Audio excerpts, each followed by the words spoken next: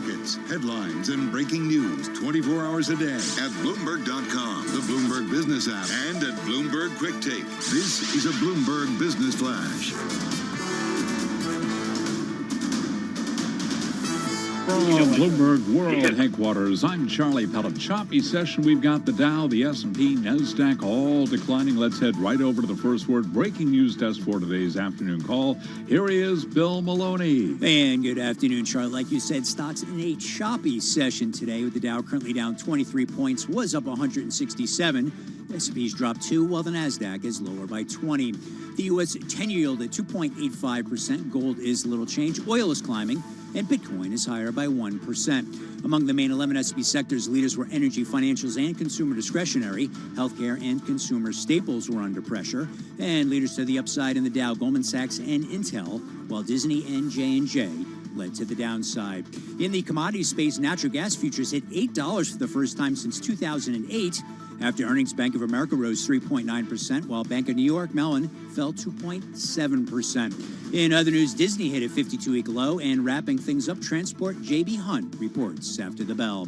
Live from the first breaking news desk, I'm Bill Maloney. Charlie? Okay, we thank you very much, Bill Maloney, and to hear live breaking news over your Bloomberg Time Squawk, SQUAWK on your terminal. I'm Charlie Pellet, and that is a Bloomberg Business Flash. Thank you so much for that update, Charlie Pellet. Well, it's not just tax day, but it's also Earth Month because Earth Day is coming up. And we think a lot about, I think, the products that we use, and increasingly consumers are thinking about the products that they use when it comes to their impact on the environment. And one company that was relatively early to the way that consumers think is Seventh Generation. They make household and personal care products companies. It was acquired by Unilever back in 2016, and we're pleased to have back with us Allison Reitner. She's CEO of Seventh Generation. She joins us via Zoom from Burlington, Vermont. Allison, how are you? Hi, how are you? Thank you so much for having me back. Hey, it's good to have you with us. I do want to just quickly say we did try to have you last week. There were some problems with the telephone. Maybe the cell service in Burlington wasn't so fantastic. So we apologize to our viewers and our listeners, and we are really glad to have you back with us. Give us an update on how things are going at Seventh Generation and what you're seeing, because we talk a lot about inflation. This is probably the word that I say the most, apart from Bloomberg, every single day. And I got to ask you, you've been at Seventh Generation for years now, more than a decade. And I'm wondering if you've ever seen the raw materials costs that go into Seventh Generation products rise like they are right now. Yeah, so if I could have a penny like you for every time I've said inflation over the course of the last year, it's kind of a running joke these days. But what I will tell you is that we are not immune. I think like many companies right now, especially in the categories that we operate in, we are seeing a true on cost of materials and commodities that we've never seen before. But I think for our business specifically, we're moving along the same lines as our category and our counterparts. So I think we're all in this together. And for 7gen specifically, I think what this conversation around how we show up in market and the cost of doing business these days has really brought to the table an important question around what choices do we need to make in order to protect what we stand for. We invest significantly in materials like plant-based ingredients and post-consumer recycled materials, all of which is an on-cost for us, especially in today's environment. So we're doing everything we can to make sure that our point of difference remains strong and true during these really volatile times. Talk to us a little bit about the costs of it, because I think when people think about green products or organic products or just, products that are perhaps made in the United States and help the environment, a lot of people kind of associate that with, okay, well, that's going to cost more. Talk to us about that. Are they wrong to think that?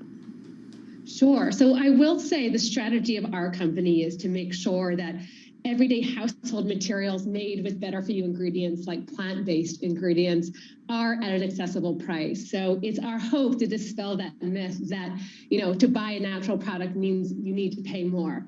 But what I will say is that the ingredients that we put into our products do cost more than the average materials. And the reason why is that they haven't scaled yet, right? So I think there's more virgin plastic available today than post-consumer recycled plastic. And so our hope is that as these ingredients scale and more companies are using them, actually the cost should go down. Allison, I'm wondering about the equation that you and your team do when it comes to rising costs and consumer appetite for those rising costs. We talk about inflation hitting consumers at the gas pump, at the restaurants they go to, at the grocery store, and certainly on the aisles when they're buying cleaning products. At what point does the premium that's put on a product like Seventh Generation cause a consumer to think twice and go to that one that's not necessarily made with plant-based ingredients? What's the calculation there? Yeah, so it's a great question, and one that we've spent, again, a lot of time really wrestling with here at Seventh Generation over the year. And what I will say is our number one priority today is the quality of the product itself. So when we look at the value equation about our investments, I think we look at the full funnel. And so for us to make sure that we are keeping our products at an approachable price point without sacrificing ingredients, it means we might spend a little less on marketing or advertising throughout the course of the year, but we know our product really stands and works the way consumers expect it to. There we go. Sorry about that. Allison, talk to us a little bit about not just your business, but businesses broadly. How can they fight against climate change? Is there something that kind of applies, or a rule of thumb that applies to business broadly?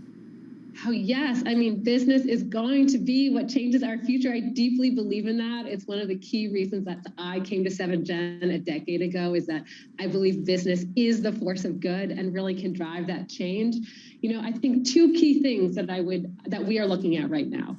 One, I think really the call to action in our industry to drive concentrated products. And so what I mean by that is in home care specifically, there's a ton of waste. When you walk down the laundry detergent aisle, I think you see these big plastic jugs filled with water and ingredients. And so we have a huge opportunity to really change how consumers behave and buy, and collectively, both myself and my competitors, make sure that we're driving consumers towards much smaller yet still performing products. And so that's really what we're focused on from an industry perspective. The other call to action right now is making sure that we are all doing our part to educate consumers. I think none of this is possible unless consumers are really making different choices at home and also using their voice and their vote to make sure that we are making a just transition to clean energy. Allison, we only have like 10 seconds for this last question, but how do you start as a shopping marketing team lead and become CEO in 10 years? 10 seconds. Oh, you believe in what you stand for. I think what brought me here 10 years ago was belief that business could be done differently and passion for this space. And that's given me tons of different experiences here over the last 10 years. And so just keep believing in what you're doing and make sure you're learning along the way. Allison Reitner, Chief Executive Officer at Seventh Generation, joining us via Zoom from Burlington, Vermont. Really great to have you on the program, Allison. You're listening to Bloomberg Business Week. This is Bloomberg Radio.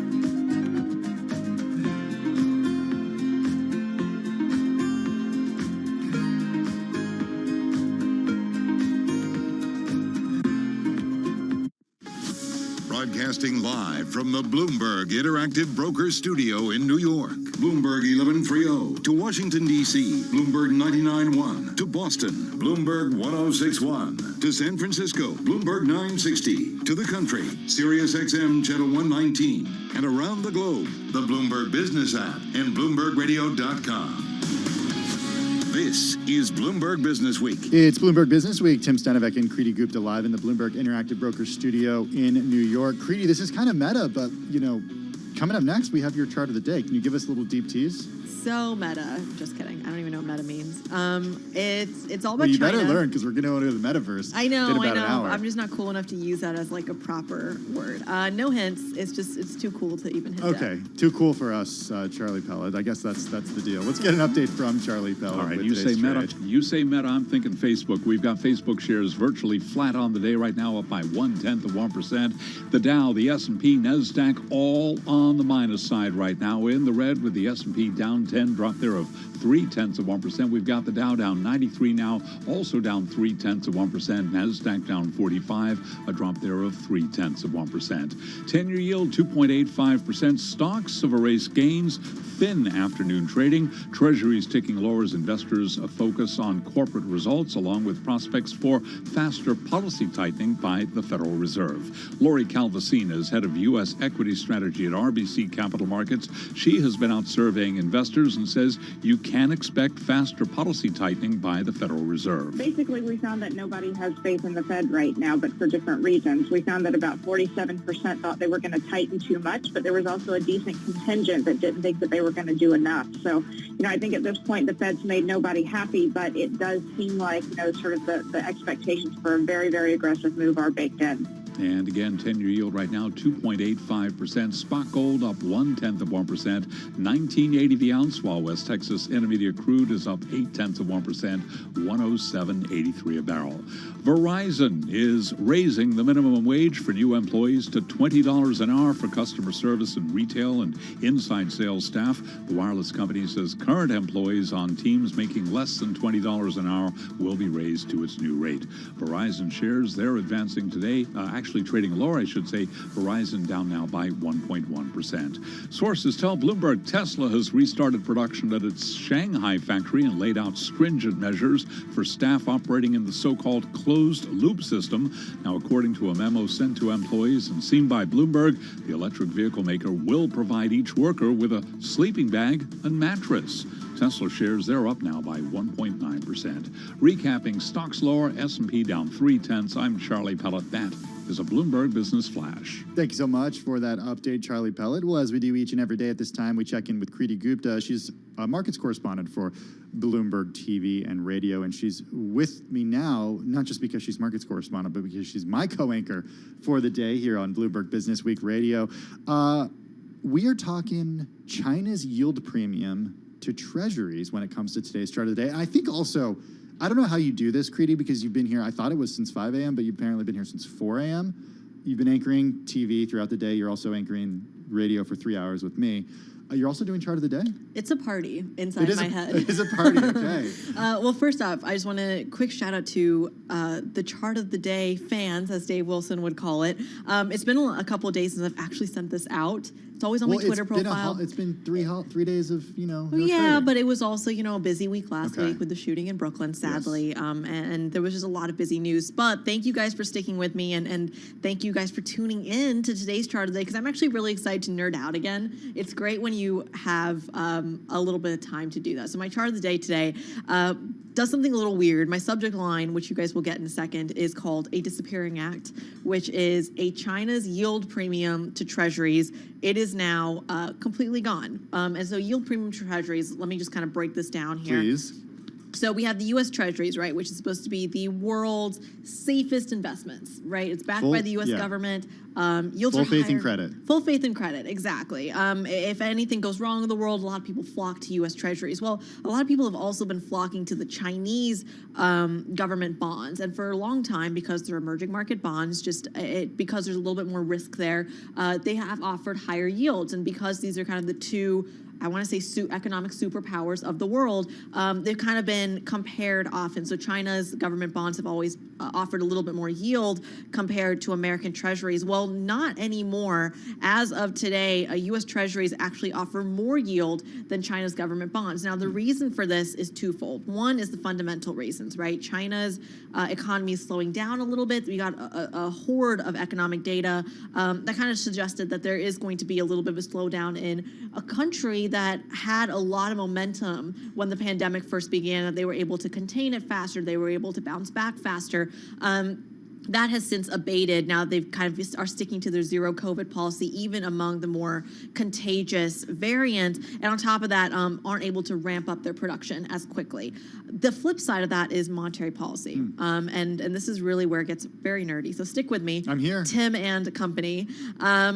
When you start to see a very aggressive Federal Reserve, the expectation is that the rest of the kind of monetary policy, the ECB, the BOJ, the PBOC, they're all going to kind of follow the Fed's lead. The Fed kind of going to set monetary policy. But with the COVID-19 pandemic and with inflation, you've had different countries adjust to it differently. So instead of Jay Powell being the chairman of the Fed to the world, or head of central banking to the world, whatever the phrase is, you've had EM banks hike rates faster. The ECB do their own thing. The PBOC actually talk about stimulating instead of hiking rates, so easing rates. And because of that divergence, people are saying, well, if the Fed is hiking so much, there's no amount of stimulus that China can provide that's going to make this kind of a better situation, because the Fed is going to be taking the lead here. So because of all of these different factors, basically the takeaway is that in the last 10 years, when a lot of people have been saying, well, if we want extra yield, extra return, we're just going to go to the Chinese bond market. Well, you can't do that anymore.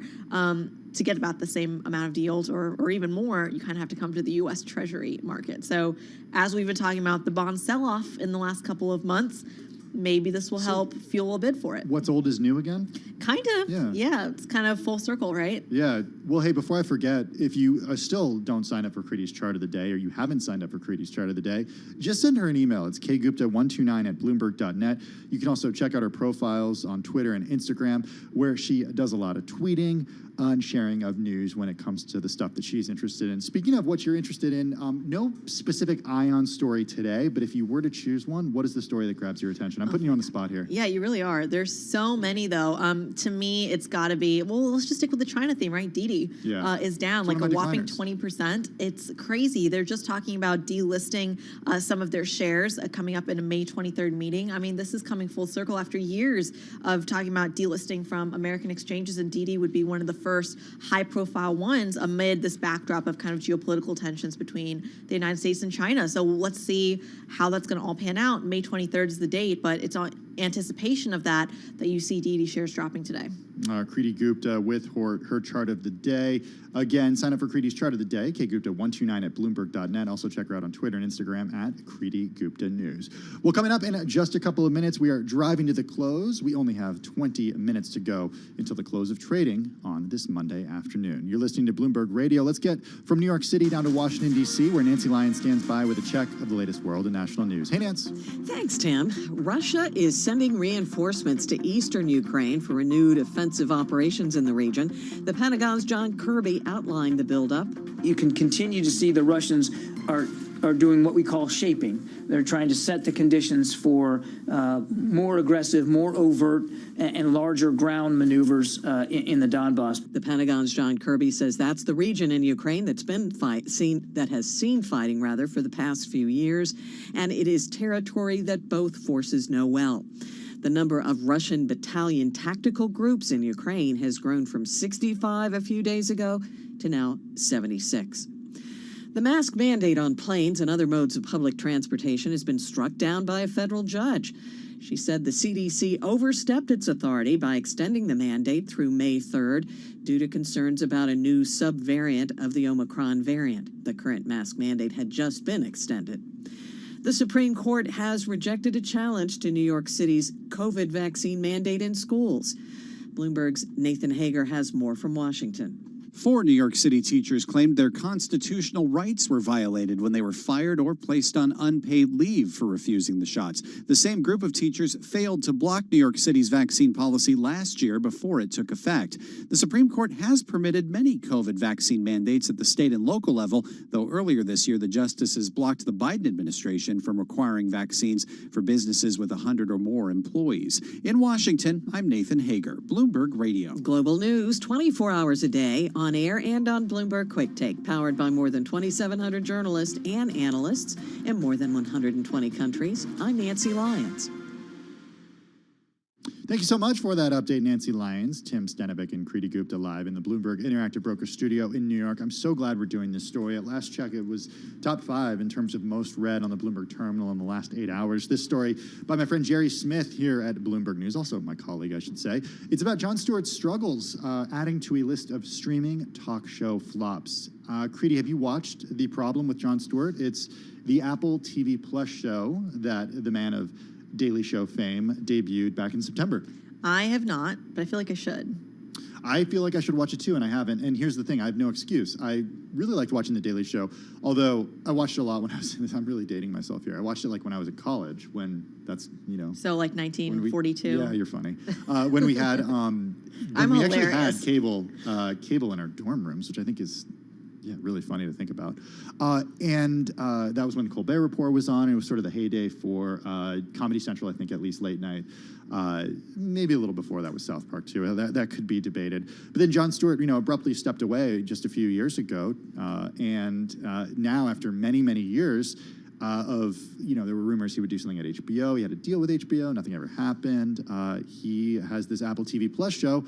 But the problem is that not too many people are watching it. Yeah, and what's interesting, I think, is, I'm just going to put this into a broader story. Yeah. There was an amazing story out of the FT the other day that streaming subscriptions in the UK have plummeted across the board because the cost of living has gotten so high. Wow. And when you think of inflation and the first things you cut on when you have these kind of cost of living crises is your luxuries, right? So think about all your gym memberships, your streaming subscriptions, all the things that are on your credit card. We got Netflix results coming up tomorrow, I believe. So we are going to be able to get an eye into what's going on with Reed Hastings and Ted Sarandos over at Netflix.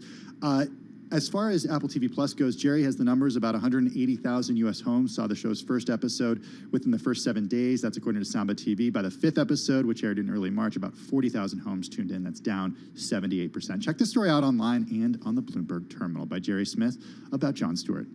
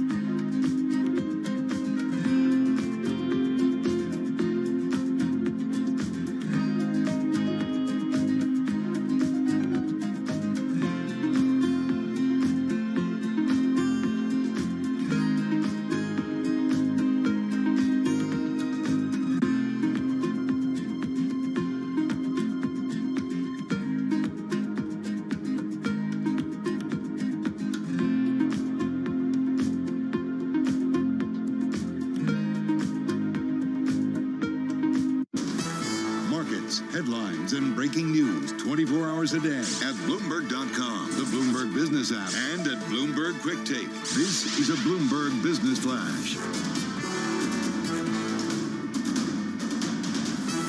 From Bloomberg World Headquarters, I'm Charlie Pellet. We've got 13 minutes to go ahead of the closing bell. Has been a choppy session, a down day, just about the worst level of the day right now with the Dow, the S&P, NASDAQ all declining. Thin trading. Investors remain focused on corporate results. Bank of America shares, they are trading higher after this morning's earnings report, up now by 3.2%. Investors are also focused on prospects for faster policy tightening by the Federal Reserve. 10-year yield 2.85%. 10 years down 8/30 seconds. S&P down 18, drop there of 0.4%. The Dow down 149, down 0.4. NASDAQ right now down by 0.6%. Spot gold virtually flat on the day, up 18 cents the ounce right now at $19.78. West Texas Intermediate crude up 0.8%, 107.80 for a barrel of WTI. Cannot ignore what's happening with natural gas today, rallying 6.1%, 7.74 for a barrel of natural gas. Among the names reporting after the closing bell today, we will be hearing from J.B. Hunt Transport Services. I'm Charlie Pellet. That is a Bloomberg Business Flash. I'm driving in my car. How about you let me drive? Oh, no. Who's gonna drive you home? Honey, please, I'll do the driving. Drive on. Excuse me, I want to drive. It's the question that drives us.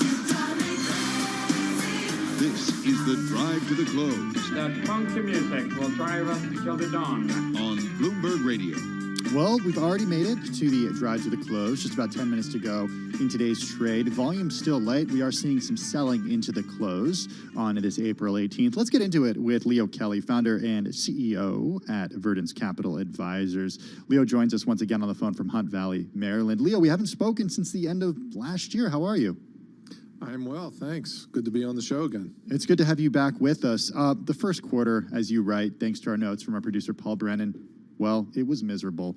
But you say it shouldn't have been a surprise. You kind of called it to us back in December. What about the second quarter? We're starting to hear from companies right now how they did in the first quarter, their outlook for the year, for the remainder of the quarter.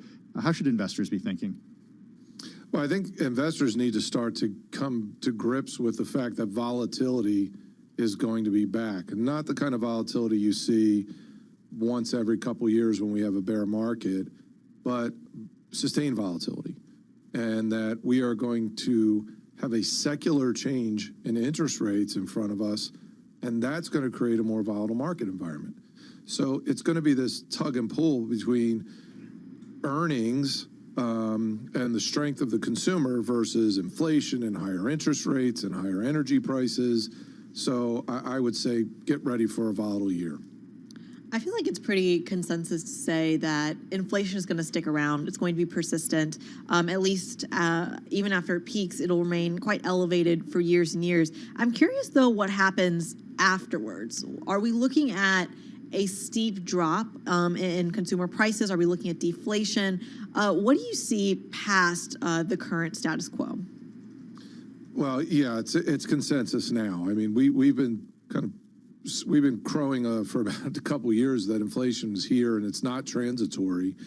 And I would say that everyone's jumping on the bandwagon today. That said, again, we think this is more of a secular change. There is so much capital flooding the system that I think folks got lulled to sleep with this 1% to 2% inflation that went on for decades. And so with the low supply and the high demand and the massive capital inflow, I think we could see inflation at higher elevated levels for the foreseeable future. Now, that doesn't mean 8% inflation. That may mean 3 to 4 when we're used to 1 to 2. But that is an insidious tax on the consumer, and that can have an impact over the long haul. Now, all that said, that's not necessarily good or bad. Inflation, if it's meeting expectations, you can invest in front of inflation, and you can still make money. It's just when inflation surprises you like it has in the last year, with the level that it's reached, that becomes a problem. So what would you say to our audience right now, who is, of course, looking to make money? What's the recommendation that you have in this inflationary environment? How should they trade it? Well, I think the first thing you have to do if you're an investor today is you have to realize is that which has worked in the past doesn't necessarily work in the future. And if we're going to enter into a secular change in the market, remember, we've been in a bond bull market since 1981, 40-year bull market. And so if interest rates start to climb and inflation remains persistent, then things are going to change dramatically over the next period and the next secular cycle. And that means just putting money blindly into growth stocks and they magically go up, passive investing, those are things that have worked well. We're going into a different time period. We're going to need active investing. We're going to have to look for inflation-sensitive investments like financials and commodities and energy and industrials, but also small versus large and international over the U.S.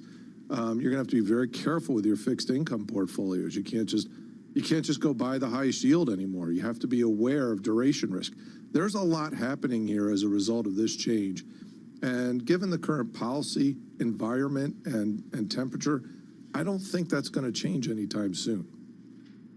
One of the pieces of commentary we got this morning was from Jan Hatzius over at Goldman Sachs. He predicted 35% odds of a recession in the next 2 years. And the reasoning for his argument was that, or one of the reasoning for his argument was that in the last 14 tightening cycles we've seen since the end of World War II, 11 have seen a recession in the last 2 years. What it doesn't take into account is the tightening cycle we saw post financial crisis in 08.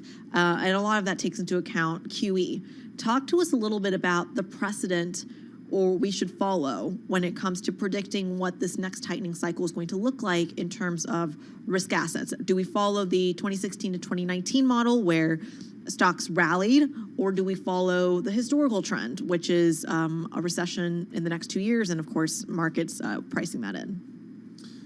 Well, I think you hit it on the head. I don't think you can look at this in a vacuum and say if the Fed is tightening, then we're going into recession. You have to put it up against several other factors. At the end of the day, when the cost of capital exceeds the return on investment capital, you're going to head into a recession. And so when we look at cost of capital inputs today, interest rates are climbing quickly.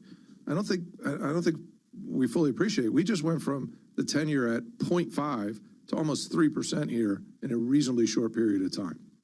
The Fed is behind the curve, so they have to catch up to what is very quickly getting out of their hand inflation. And add to that high energy prices, higher interest rates, higher wage inflation. It's all in front of us. So I don't think it's just the one input of the Fed. I think it's the Fed catching up to a lot of other inputs. Now, again, you have to offset this against trillions of dollars of capital, which was poured into the system and is in the consumer's hands. The consumer's net worth is higher because their 401ks are higher and their houses are worth more. So you have some positive news. We have to rebuild inventories. I should say, first we have to catch up to demand, right? First we have to get to a point where you're not waiting 9 months for a washing machine or a bicycle. Once we get there, then we have to rebuild inventories. So there's a demand strength, and that wave is crashing against inflation and higher input costs. That's why we think there's volatility, and yes, that's why I think there's a legitimate chance of a recession. I kind of agree with that time frame. We're not calling for that in 2022, but it's something that we're looking at. So you just mentioned record liquidity, record stimulus pumped into American consumers, pumped into the market. Doesn't that arm the consumer with the ability to weather this inflation? Well, sure, it arms the consumer, but they're also going into a market with significantly higher prices and higher input costs.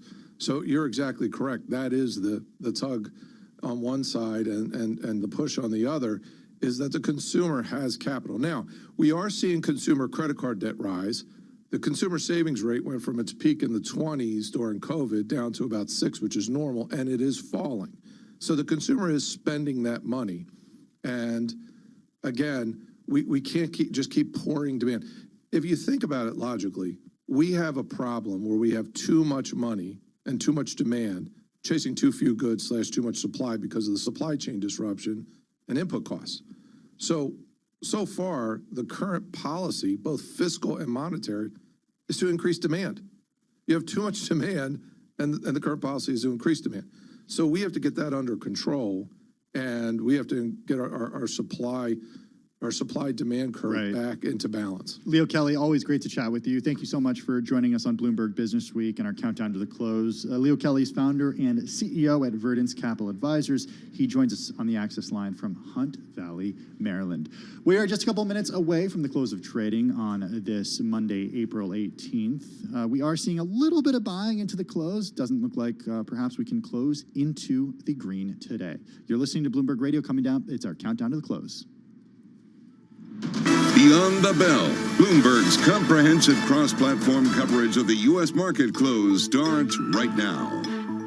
And right now, we are 2 minutes away from the end of the trading day. Romaine Bostic, Taylor Riggs, Shanali Bassick in for Caroline Hyde. We're counting you down to the closing bell on this Monday afternoon. Here to help take us beyond the bell, it's our global simulcast partners, Tim Stenovic and Kriti Gupta in for Carol Masser. We welcome our audiences across Bloomberg Television and Radio, as well as YouTube. And Tim, quite a day here. Yeah. Not a whole lot of conviction in the buying, not necessarily a whole lot of conviction in the selling. Mix it all together, and we're basically flat on the day. Yeah, equity investors really can't make up their mind with what they want to do today. The S&P 500 seeing some tiny gains toward the end of the day, but still moving between gains and losses 9 times today. So really struggling to find that direction. And this really speaks to the idea that, yes, light volume, but I think volatility hasn't necessarily taken a hit here. A lot of this driven by the angst, I think, around the Twitter story and, of course, Tesla as well, both of which have been moving when you look at an index basis. Something also to keep in mind is this is pretty common, right? Selling into the close. So no surprise here, but I'm curious if this continues into tomorrow. You talk a lot about this, how many different times, 9, I believe you said, Tim, of switching from gains to losses. I went through and I counted when I went GIP on the terminal. Good math. Yeah, thank you. Did you count? I don't know the Bloomberg function for this yet. I've only been here for almost 2 years, but I'm sure there's one. Wow. Yeah. See, he's so good. Shanali, I punt this on over to you because we go similar to a VIX as well that had been lower, higher. We again turned lower on the day and still a very low, just 22 handle. Yeah, quite low compared to what we've seen, certainly. But you've got to wonder what's under the surface here, Taylor. We know that leverage is still quite high. And so can Wall Street afford a bigger loss than anything we've been seeing? And, of course, you talk about volumes being tamped down. We're about 10 to 11% with regards to trading across the tape below where we would be not only on last Thursday, but about 11-12% below where we were over the 12-month average here. We should point out, of course, we had that shortened holiday week last week, and, of course, Passover still going on, so that's going to have a little bit of a dampening effect as to who's around to trade. The Dow Jones Industrial Average looks like it's going to finish the day down about a tenth of a percent, about 38, 39 points. The S&P, let's just call it unchanged on the day. It's down less than 1 point, while the NASDAQ composite is down about a tenth of a percent or 19 points. The Russell 2000, and we should point out the NASDAQ 100, by the way, did actually poke into the green right here at the close, and that's going to finish higher by about a tenth of a percent. The Russell 2000, Taylor, are going to finish the day down by 0.7%. Yeah, you look at what actually moved today. The 196 stocks in the S&P 500 moved higher, though 306 declined. So in terms of what actually moved, things were flat, but there was more conviction when it came to selling.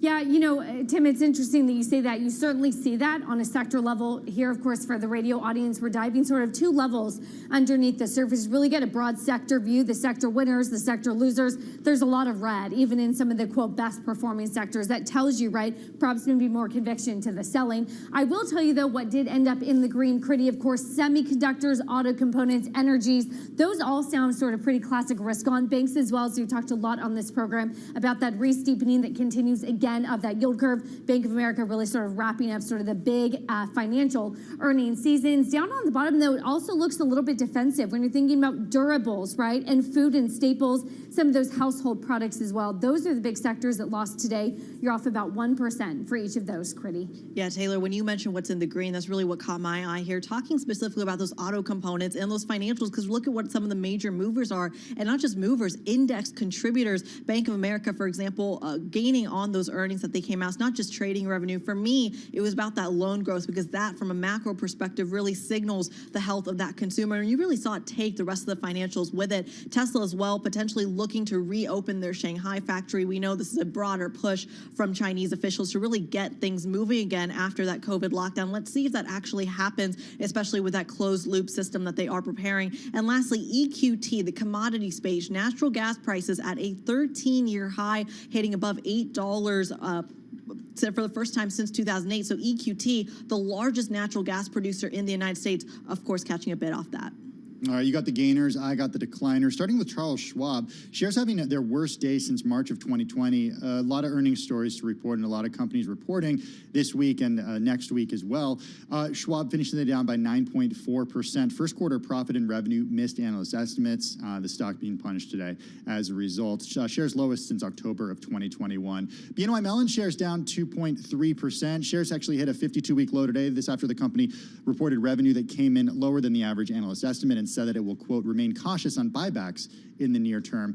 And look at this, DD Global finishing the day down by more than 18%. We're talking ADRs here, tumbling after the Chinese ride-hailing giant said it's planning to delist its U.S.-traded shares before it finds a new venue for the stock. The company will continue to explore listing on another internationally recognized exchange, but DD said that it will not apply until after the U.S. delisting is finished. There's that general meeting that's set for just about a month from now, May 23rd, to vote on delisting its shares from the New York Stock Exchange. We'll round it out cross-asset, Tim, as we always do here with yields, and it is a yield climbing sort of day. That's been sort of a consistent message that we've seen, that further re-steepening of the yield curve back up to about 39 basis points or so on the 2s, 10s. But really, it's that long end, right? When you think about some of these long-duration assets that have been the real underperformers, when you think about bond price lower, yield higher, 3-4 basis points on the day, a 20-year at a 313, a 30-year, of course, at a 295, the 10-year, of course, holding in there at a 286. And Tim, this is sort of interesting because we were just speaking with Richard Bernstein over at Richard Bernstein Advisors, and he was saying, don't forget, credit is a leading indicator. Credit spreads are nowhere blowing out. So talk of recession feels a little bit early if you're taking your cues from the credit market. Okay, so what do you mean by early? Are we talking early by in 2022 or remain 2023 and 2024 like Goldman Sachs sees, for example? Yeah, and Bill Dudley, of course, former New York Fed president, making the similar argument here that this could potentially be a recession coming, but one that maybe is a little bit more far off, looking at 2023 and 2024. And a big part of the reason, I forgot who brought it up here, but you talk about what we saw out of the bank earnings. There was a great chart in one of the Bloomberg stories that kind of showed the credit card spending at all the big banks here. It was higher than where it was in the previous quarter, in the quarter of 2021, Q1. So it shows they're all spending. There are a lot of, doesn't involve? No, I'm sure it's not. You know what's interesting about this too? Credit card spending up, but at what interest rate and for how long? Does that start to go up as well? But balance is down. Which is a good thing. But people are spending, and I mean, that's the idea. There's a lot of pent-up demand, a lot of travel. Did you know there's a marriage boom? I hear our producer's getting married. That's going to cost a lot of money. Yes. Don't embarrass our sweet producer. Years, yeah. She's getting married as part of the marriage boom. Yeah, that's a lot of money there. But yeah, this is a big idea here. And then, of course, there's also the issue that we talk about, too. It's not just about consumer spending, but it's also about business spending as well. And I guess there's some right-sizing of some of the supply chain disruptions. We are keeping an eye on earnings crossing the wire right now, including J.B. Hunt. We do want to bring you that right now here. It looks like the revenue for the quarter did come in slightly above estimates at about $741 million. The EPS number coming in at $2.29 a share. The street was looking on average for $1.94. Operating revenue, $3.49 billion. The street was looking for 3.29 billion shares. Higher, Creedy, right now in after-hours trading. Yeah, Romaine, I'm just going to go back to that recession conversation because I think something that you're going to be hearing a lot when it comes to this earnings season, similar to perhaps the moves that you're going to be seeing in J.B. Hunt and the commentary, is the difference between an outright recession, demand destruction, and slowing growth. Those are three very different things. And we started off the year talking about, well, this is going to be the year of slowing growth. It evolved into demand destruction with the war in Ukraine, and now we're talking about an outright recession. But I think those three things really need to be parsed out. Taylor. Yeah, and parsed out by the years. I think we're trying to do a reasonable job of understanding that 2022 is, I think in a lot of people's words, I mean, not even a probability at this point. You really have to think about next year and the year before. And Romaine, not to pick on you too much, but as we think about nominal versus some of the real spending as well, and if we're still buying food and it just costs more, that puts credit card spending. Can I also just point out real quickly, we are getting some headlines out of the St. Louis Fed President Jim Bullard, who is speaking at a CFR event, kind of reiterating some of the comments he's made about the Fed needing to keep inflation under control. He's hopeful that the balance sheet runoff will start at the coming meeting. He also says we, quote, need to get to neutral very soon, in his words. But he also says he doesn't want to disrupt markets, but they need to move quickly. So kind of reiterating what he said, but it shows you the sense of urgency that we're actually hearing from a lot more Fed members, more so than what we heard a few months ago. We get a little more into earnings season too. Bringing up JB Hunt again, one of the expenses they name is the net interest expense rising. Guys, we have to remember that they're going to be paying more for their debt. So we're going to watch closely how much that debt load matters as corporate America levered up ahead of this season. Well, speaking of the season, earnings season kicking off in full force. We got Netflix and IBM tomorrow. We're also going to hear from Tesla later this week. Looking forward to hearing from Netflix about what they're seeing around the world and here in the United States when it comes to pricing power. And another question about the health of the consumer, because it's pretty easy to quit that Netflix subscription if you've got nothing to watch. Yeah, Tim, you and I were just talking about this on radio, right? Great reporting coming out of one of our competitors, actually, about simply the cost crisis over in the UK. The first thing they cut is going to be those gym memberships, those streaming subscriptions. So let's see if that shows up in Netflix's earnings and their forecasts. All right, Cut the gym membership. What'd you say, Taylor? Why would you cut your gym membership? I don't understand. Because we don't run marathons, Taylor. Run outside, right? Oh, wow. All right, to be continued. To be continued tomorrow. Did you see, hey, Tim, I was watching this video of you. You were riding in one of those little three-wheeled cars? Yeah, I got to go last week. That's a Solo, This is the right? Solo, yeah. About Is that the future of driving? If you're driving by yourself, it could be. 100 miles. 100 miles on one charge. You're going to drive that through the streets of New York? I'm not. I got nowhere to park it. You know, I think still, even though it's tiny, I got nowhere to park it. That is going to do it for our cross-platform coverage this afternoon. We are going to be back tomorrow, same time, same place, for many more earnings before the bell and beyond the bell. This is Bloomberg.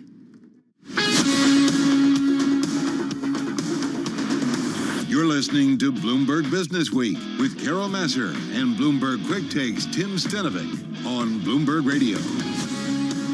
It's Bloomberg Business Week. Tim Stenovic and Kriti Gupta live in the Bloomberg Interactive Broker Studio in New York. So after all that movement on the S&P 500, 9 times between the green and red today, we ended up finishing pretty much flat on the day today. The NASDAQ finishing down 1/10 excuse me, as did the Dow Jones Industrial Average. Let's now get to Washington, D.C. for a check the latest world and national news with Nancy Lyons. Hey, Nance. Shocked those protesters, the same things that they saw in Birmingham. We're going to work to get Nancy Lyons back, but in the meantime, let's talk about the close. And with me now is my partner in crime, Kriti Gupta. Kriti, so it was interesting to hear Romaine make that comment about, for all the volatility. And I'm saying volatility like we typically talk about volatility, not like we talk about volatility in the last, 6 months. Right. But for all the moves between the red and green today, we ended up closing pretty much flat. But there was more conviction to the downside, as we saw with the number of stocks that were lower versus the number of stocks that were actually higher in the S&P 500. 195 were higher, 307 finished the day lower. Yeah, and you know what's interesting to me is that the S&P 500 literally closed flat on the day. So you saw all this volatility, and at the end of the day, no real result. There's this, bear with me, Tim, you're going to hate me. Where are you going here? I promise, stick with me. But there's this concept in physics that I have absolutely hated. It's the only thing I remember from physics Mr. Harris will be happy so that much. I'm talking about this. There's this concept called work, that if you go from point A to point B, I know, who does that? W-O-R-K? But physics work, where if you go from point A to point B and back to point A, you've technically done no work. And that's, to me, what the stock market looks like, right? You end right where you begin. Tell that to the somebody, market has done no work. running across a football field. I mean, I agree, but this is why the concept made me so mad. But that's what the stock market reminds me of. See, I told you it'd be a good analogy. Were you a physics person in college? No, please, I hated it. But he had to do a semester of required whatevers, and this was the one thing I remember because it drove me crazy. Wow. Okay. Well, I'm pretty impressed. You actually retained some of that. Hey, we got much more Bloomberg Business Week coming up in just a few minutes. This is Bloomberg Radio. It's Tim Stenovic and Kriti Gupta live in the Bloomberg Interactive Brokers Studio in New York. We're just keeping an eye on what markets did on the day. As I mentioned, we have plenty of earnings to get to tomorrow, including companies like IBM and Netflix reporting. We're going to bring those to you live as we get them. And of course, check the Bloomberg Terminal and Bloomberg.com as well. Let's talk Tesla, because that company is reporting earnings later this week.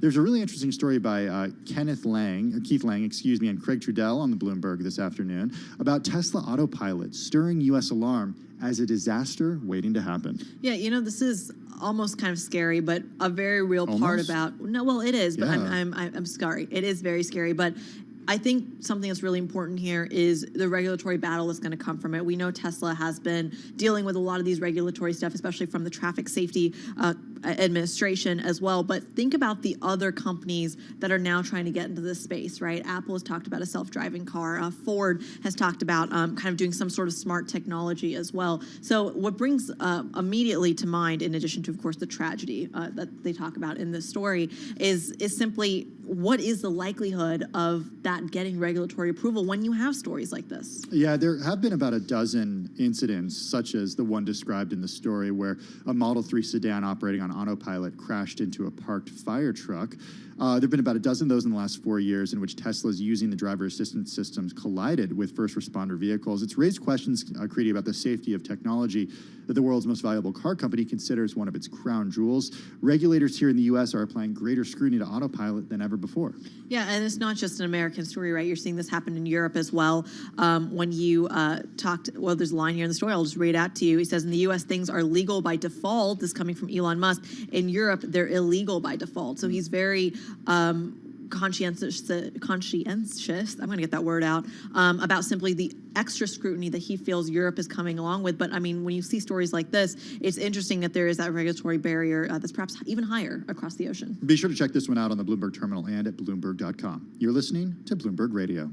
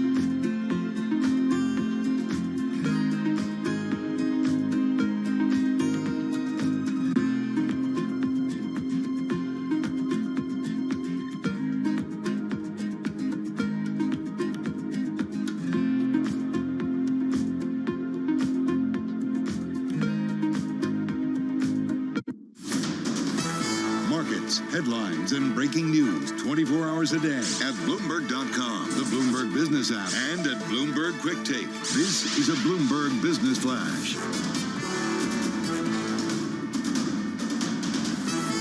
Bloomberg World Headquarters. I'm Charlie Pellet. Federal Reserve Bank of St. Louis President Jim Bullard says the U.S. Federal Reserve has to get inflation under control. Bullard spoke moments ago at a virtual Council on Foreign Relations event. He also said the U.S. jobless rate may go below 3% this year. McKinsey Global says it has now ceased all client work in Russia. Also says it has helped more than 500 staff relocate from Russia.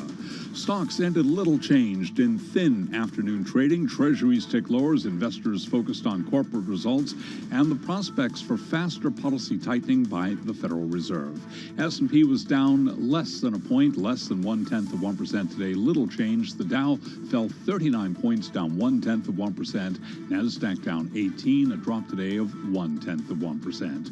10-year yield 2.84%. Spot gold down less than 0.1%, 1977 the ounce, while West Texas Intermediate crude 107.78 a barrel, up by less than 0.1%. Recapping, equities lower, little changed. S&P down today by 1 point. I'm Charlie Pellet. That is a Bloomberg Business Flash. Thank you so much for that update, Charlie Pellet. Well, when I say the words Motor City, a lot of our listeners, like I thought until I read this story earlier today, probably think of Detroit. But did you know that there is a Motor City in Brazil?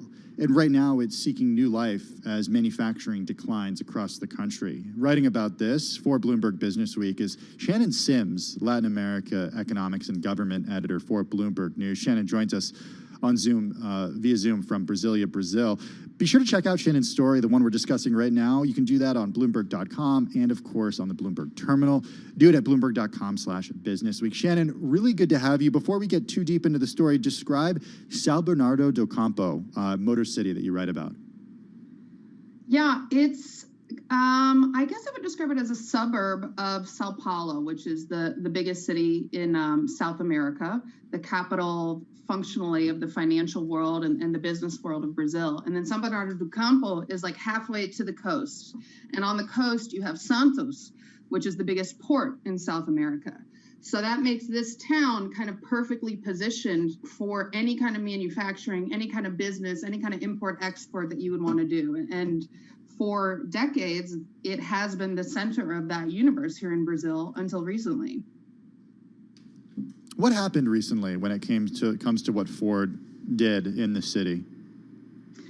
Yeah, so São Bernardo do Campo was really like this shining example of like Brazil taking off for the future and how industry was going to be the engine that pushed the country into the future. During the 60s and 70s, basically all of the big auto manufacturers set up shop in this town, and it just became this buzzing place like Detroit.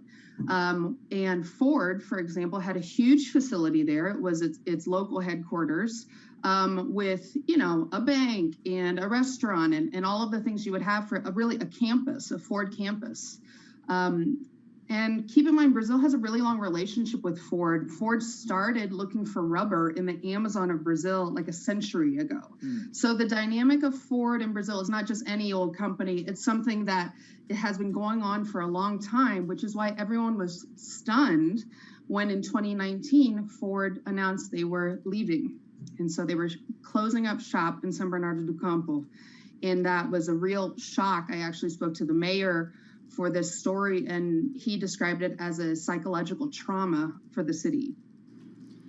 I love this quote in your story. You quote Moises Salargas, president of the Union of Metal Workers for the São Bernardo area. He says, back in the 80s, we had the 6th biggest industrial sector in the world. Now we're the 12th. How do you go from the 6th biggest to the 12th?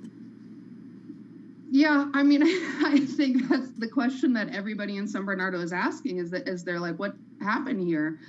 You know, I spoke with one guy who works on the night shift for Mercedes-Benz in São Bernardo, and he described that his grandmother, you know, this is like generations of people in this industry. He said that his grandmother said in order to get a job, you just showed up at the front doors of the factory and then they let you in and showed you to the assembly line, that's what it used to be like. But Brazil's economy has changed a lot.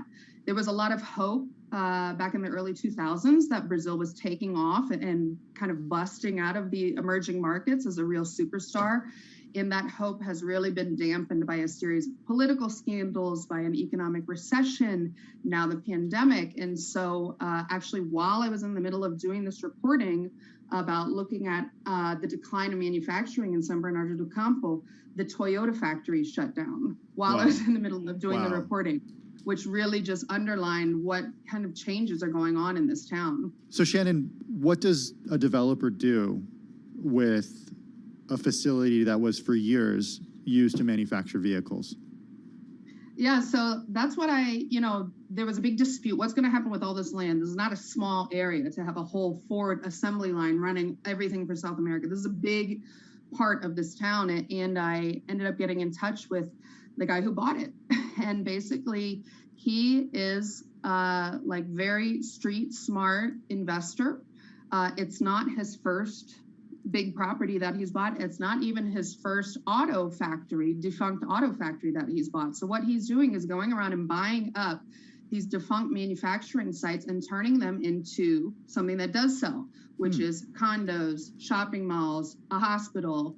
And during my interview with him, we actually toured around the old Ford facility that was very haunting and bizarre, the vibe there, because it's like there are papers still on the desk. Like the day that it was announced they were shutting down, it was like the workers stood up and walked out.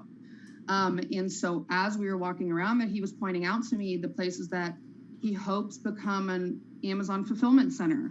He hopes becomes, a new shopping mall with glitzy new stores. And so, when I talked to the mayor, I said, what is going on here? And he said, we are just moving into the services sector. We're in a different stage of the economy here. Very quickly, talk to us a little bit about this quote where you talk about premature deindustrialization. Is there any kind of precedent for that in the rest of Latin America? Got about 30 seconds. Oh, I think there are precedents for it all around the world. What's going on with economists is a lot of the time they want to debate what is the most direct sign of the decline of manufacturing. Is it jobs? Is it, industry? And so the economists are still disputing that. But if there's going to be an example in Brazil, it very may well be this place. Shannon Sims, Latin America Economics and Government Editor for Bloomberg News, joining us via Zoom from Brasilia, Brazil. Shannon, it is a great story. I encourage everybody to check it out. It's on the Bloomberg and at Bloomberg.com/businessweek. A headline now crossing just moments ago from Dow Jones: Apollo Global mulls backing Musk's Twitter bid or other bid. Apollo Global mulls backing Musk's Twitter bid or other bid. This coming from Dow Jones. You're listening to Bloomberg Radio.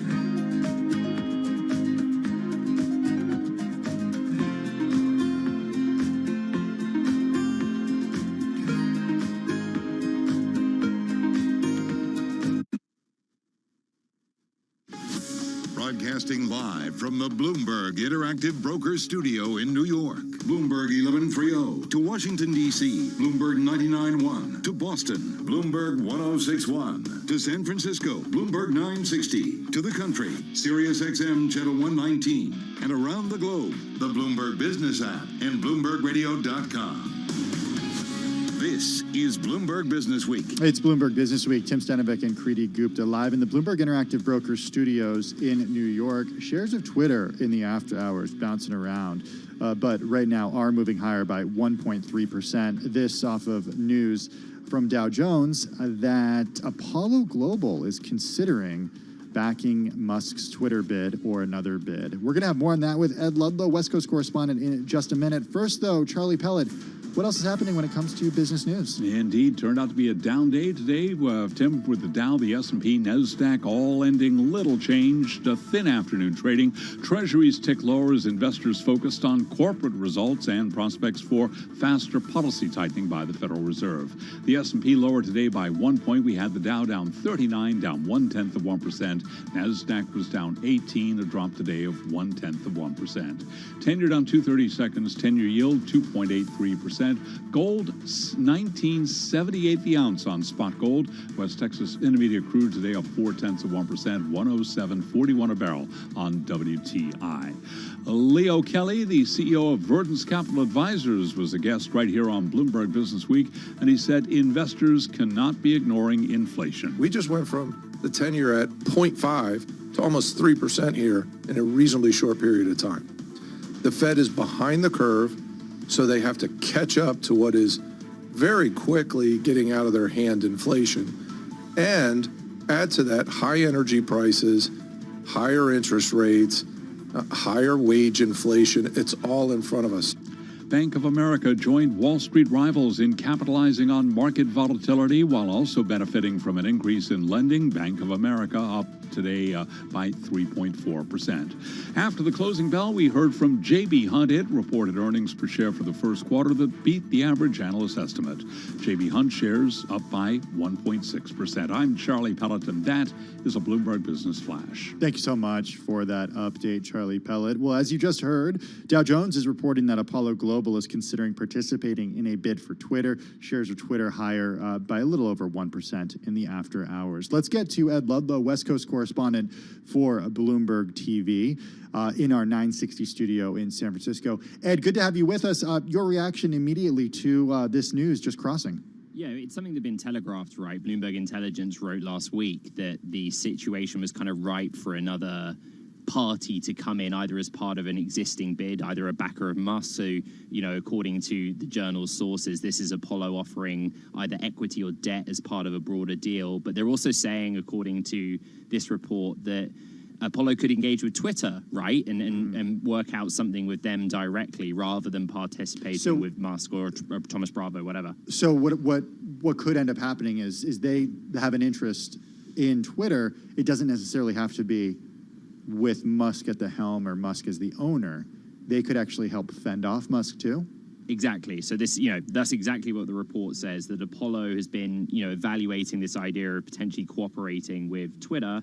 And, the usual caveats is with any deal that, Twitter wouldn't guarantee it would be receptive to that or any other deal. I think we're seeing the shares rise in after hours, and a lot of the logic behind the gain we saw in Monday's session was that all of these twists and turns in this saga are moving towards a more favorable outcome for existing shareholders.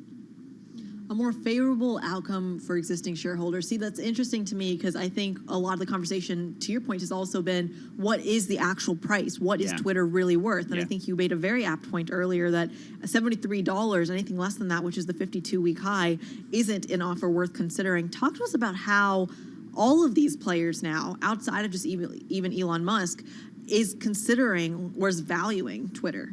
Yeah, I think back to Elon Musk's TED Talks on Thursday, right? And I'm also thinking about Mark Mahaney of Evercore, who joined us on Bloomberg Technology after the fact. And he was talking about how Musk is not doing, this in the interest of shareholders, right? He's doing this in the interest of the greater good. In other words, his motivation is underscored by a bigger picture ideological, and as he put it, pathological focus on freedom of speech and what he thinks needs to be a change in the platform based on that. Twitter's issues in monetizing the platform have been well documented. There's been a lot of history around activism, right? Think back to Elliott Management in November and December of last year, where Jack Dorsey was stepped down as CEO, Parag Agrawal took over. A big part of that was that they were worried Jack Dorsey was distracted and wasn't running the company, in a way that would make it interesting. Yeah, and we've talked about Mr. Dorsey's other interests in the world of cryptocurrency a lot on this show. But Critty, exactly right. $54.20 a share in cash is a premium to where shares currently trade. But there are some on the street that basically says the board is doing its fiduciary duty by not accepting this offer from Musk because it could, by some, be seen as a lowball offer. Ed, when I think Apollo, and it's because I work in media and follow media news closely, I think of Yahoo. Yahoo. Yeah, You would say that. It owns Yahoo. And I'm wondering, we don't know what Apollo is going to do with Yahoo. It was big news when they bought them. But I'm wondering if there could be, if Apollo owns Twitter, I hate to use the word synergies, but that's a word that private equity folks use, especially when it comes to M&A. What could happen between the two companies, or would they be operated in a silo? Yeah, it's a good question. I mean, we've talked about Twitter as this kind of global platform, which all of us during this conversation use. Elon Musk clearly used and is now the highest profile user. But from a market capitalization and top line growth perspective, it's a relative minnow. We think about Facebook and Meta and the kind of growth that company continues to see, even with a hard macro backdrop and advertising environment. Twitter's never had that, right? It's never had those growth levels, and growth from a user perspective has plateaued. So anyone coming in, be it private equity or Musk, despite his lofty motivations, I think they look at it and think, how do we squeeze more value out of this for the shareholder, or at least get the company to perform better? I think we all look at Elon Musk as kind of this uber richest person on the planet.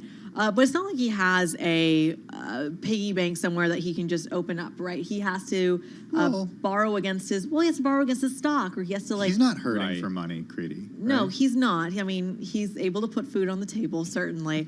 But I'm curious about the Tesla of this all, in that to make this happen, is this kind of a steal from Peter to pay Paul situation? Yeah, for Bloomberg users that are listening, just go to Rich Go on the Bloomberg and then do the wealth analysis tab, and it will show you a beautiful pie chart that basically shows you he's cash poor and on paper rich. And, part of the action we saw in Tesla shares over the last 10 days or so when they were selling off was that Musk might have to sell some of his shares, which, given that he's such a major shareholder, would have a sort of dilutive market effect. But quickly people pointed out he could just borrow against the value of those holdings, take out a massive loan, or what we see happening now was the third bucket, right? Do a deal with other parties and get other financiers involved to bring this to fruition, and that's what's playing out. It's all relative, Ed. Cash poor in Elon Musk's world is $3 billion, but you're right, it is a tiny slice of his net worth when it comes to his pie. Ed Ludlow, West Coast correspondent in our 960 studio in San Francisco. Thanks so much for joining us on this breaking news, Ed. Let's go from San Francisco to Washington, D.C., where we find Nancy Lyons for World and National News. Hey, Nance. Thanks, Tim. A federal judge in Florida has voided the national mask mandate for public transportation. The judge called for the CDC to reverse the policy. Priya Dougal is an epidemiologist with the Johns Hopkins Bloomberg School of Public Health. She tells Bloomberg this will be risky for some. Right now, we've got Omicron, and we know that it tends to lead to a milder outcome given the number of people who are already vaccinated. But we have a lot of vulnerable people in our population, and there is a lot of risk to them who have to take public transportation, especially for work or for other purposes. Priya Dougal with the Johns Hopkins Bloomberg School of Public Health, which is supported by Michael Bloomberg, founder of Bloomberg LP, the parent company of Bloomberg Radio. Well, after pandemic-caused postponements, the annual Easter egg roll returned to the White House South Lawn today with 30,000 kids and their parents. Flanked by two life-size Easter bunnies and joined by his wife, Jill, President Biden spoke briefly from the White House balcony. It means so much to see and hear the children and all the families show up to be here today. The joy, the laughter. Have fun today. And welcome to the White House. Welcome to your house. Happy, happy Easter. Then the Bidens plunged into the crowd as kids rolled colored Easter eggs across the lawn with wooden spoons, and rain threatened to put a damper on the festive day. In Washington, Irv Chapman, Bloomberg Radio. Traditional character greetings return to Disney parks today. Visitors can once again give their favorite character a hug or get an autograph. Global news 24 hours a day, on air and on Bloomberg Quick Take, powered by more than 2,700 journalists and analysts in more than 120 countries. I'm Nancy Lyons. Thank you so much for that update, Nancy Lyons. Tim Stenovic and Kriti Gupta were live in the Bloomberg Interactive Brokers studio in New York. In just a couple of minutes, we're going to be diving deep into the metaverse. But before we do that, it's worth revisiting the news from the Wall Street Journal that Apollo Global is considering participating in a bid for Twitter. Dow Jones reporting that Apollo Global Management is looking into participating in a bid for Twitter. That's according to people familiar with the matter. This coming from Dow Jones. This, of course, also after Elon Musk's $43 billion pitch for the social media company. As I mentioned, Kriti, when I think of Apollo in terms of assets, I think of Yahoo. And it's funny how Ed described Twitter. It's a company that we talk about a lot, but it has a lot of traffic, but it's a relative minnow when it comes to social media, comparing it to Meta and Instagram, which is owned by Meta, and TikTok as well. But it also made me think that of another comparison to Yahoo, which is a company that has a huge audience, but critics have said that it's not monetizing it as effectively as it could. And people have said the same thing about Twitter.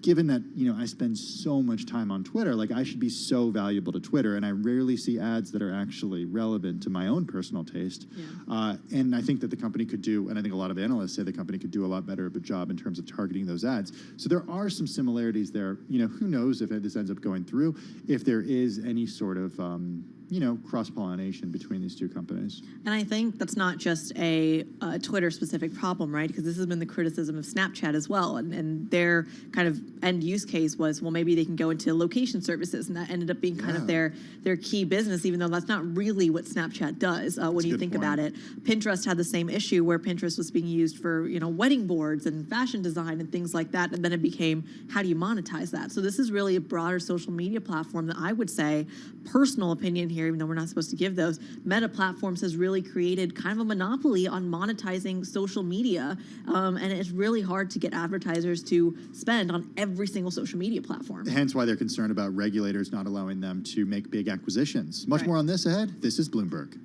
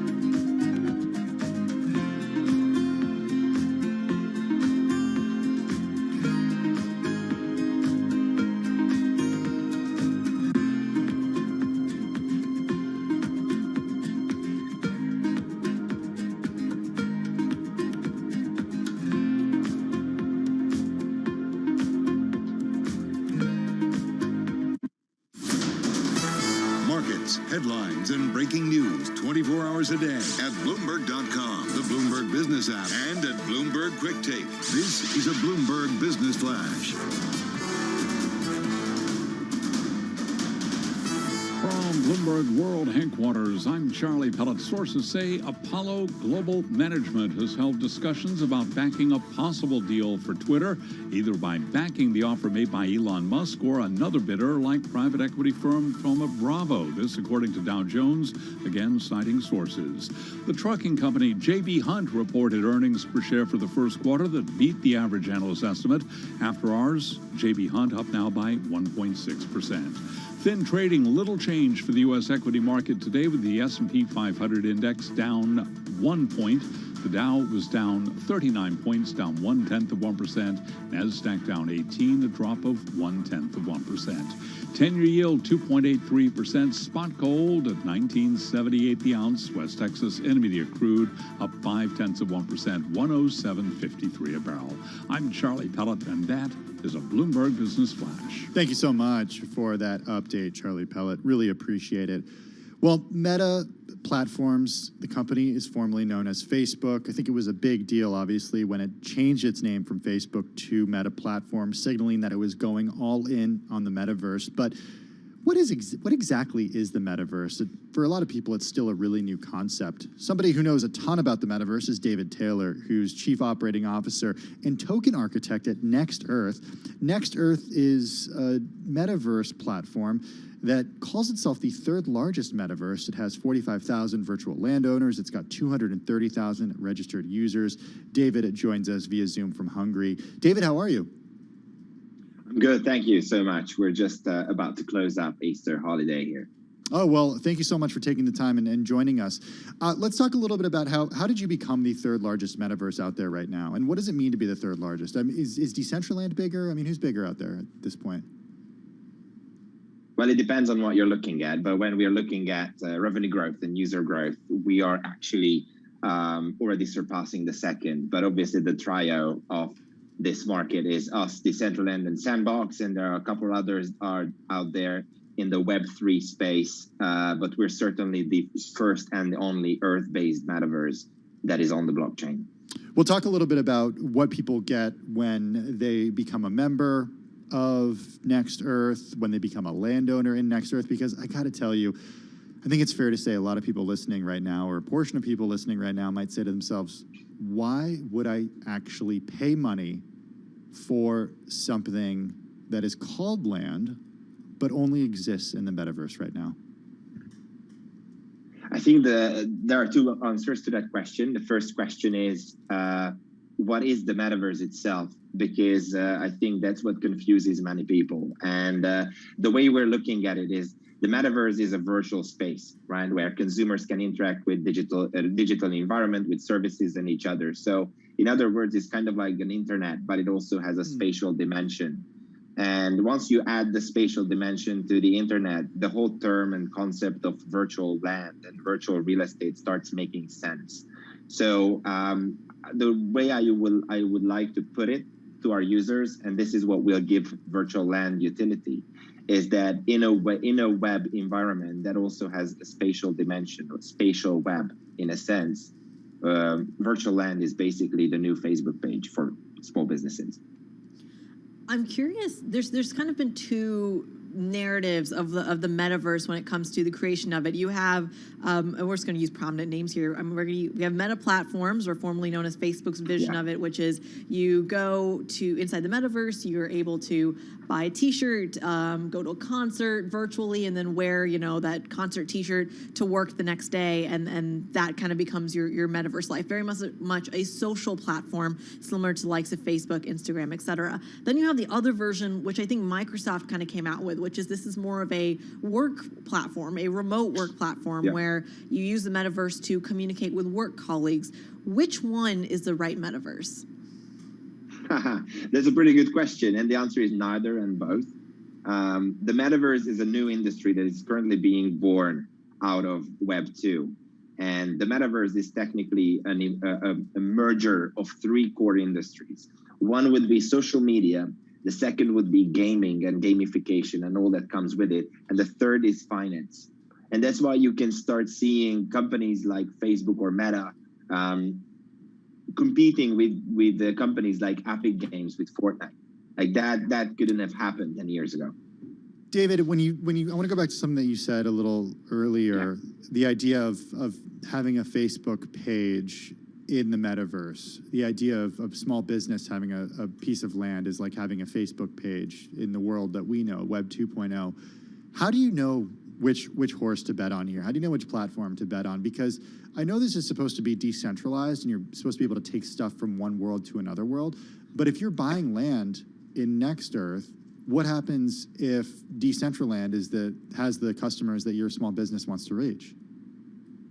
So here is where our strategy differs from all the other Web3 and also all the other Web2 platforms, because we are not betting on any metaverse. We're betting on the platform of the metaverse itself. We are aiming to become the middleware layer of the metaverse itself, which means that new metaverse projects will be born out from Fortune 500 companies, from other Web3 and blockchain and decentralized projects. And we actually want to help them create their own metaverse projects. We want to integrate with Sandbox and with Decentraland and make all of them interoperable.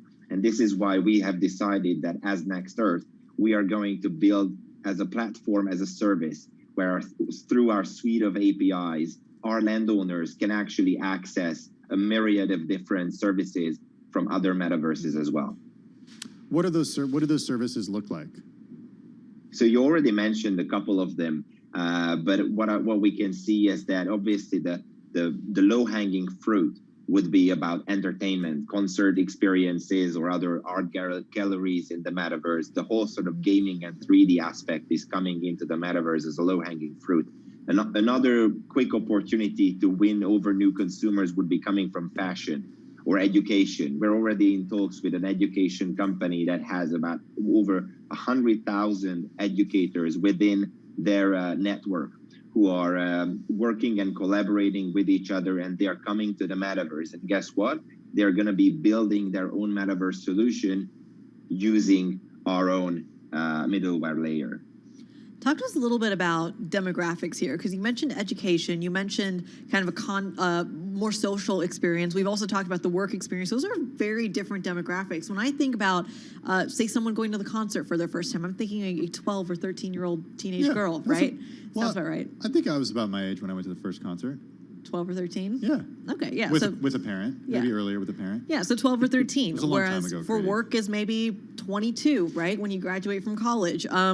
And education can be anywhere from pre-K to graduate school. What is the age demographic that the metaverse is targeting? Not necessarily about just the age demographic, but if you look at how the internet itself evolved from a sort of small community of hackers trying to do stuff on the internet to a bunch of millennials doing innovative stuff, to actually me having conversations with my grandmother over Facebook, and she's actually a lot more proficient in using Facebook these days than I am.